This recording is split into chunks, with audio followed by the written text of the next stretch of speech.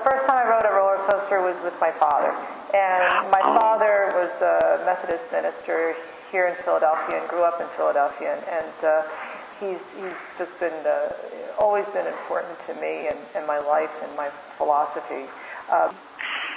This is all about, as I'm looking at these paintings, at least the Viper paintings, it's all about where your eye is to seeing the painting. And I guess that's part of the visceral quality. Mm-hmm. Well, I wanted to take the viewer on a ride. And so in order to do that, my husband and I would actually ride the coasters. We would wait in line, sit in the front car, and I was too scared to let go. And we weren't allowed to take cameras on the ride, so I actually had a little pair of overalls with a pocket in the front, which I would store my disposable camera, because at the time we weren't using digital photography.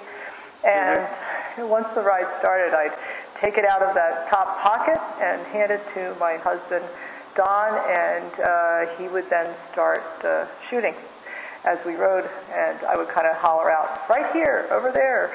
I had a studio looking out over the city, and from my studio window I could see the Kimmel Center being built. And at that point I had gotten back into representational painting, which was interesting because when I was at the academy back in the early 80s working on my certificate, I was doing neo-expressionist work, abstract painting, and then with my master's degree I ended up doing representational painting at UArts and using my academic training from PAFA.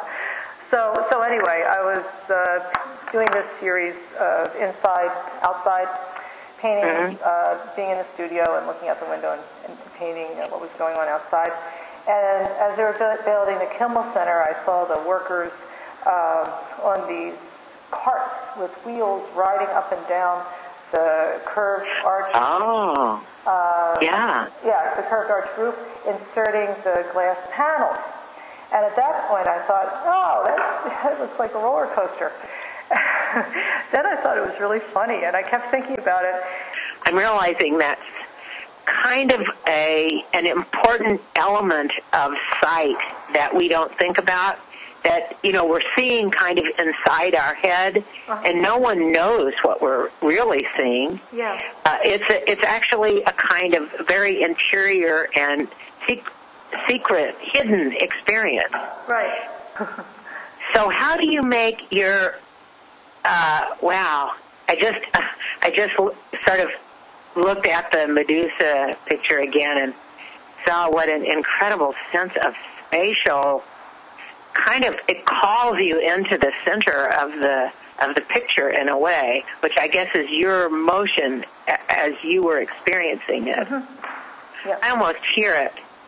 And it's interesting, those lines are a little bit like the lines in like the Viper, right, but more languid.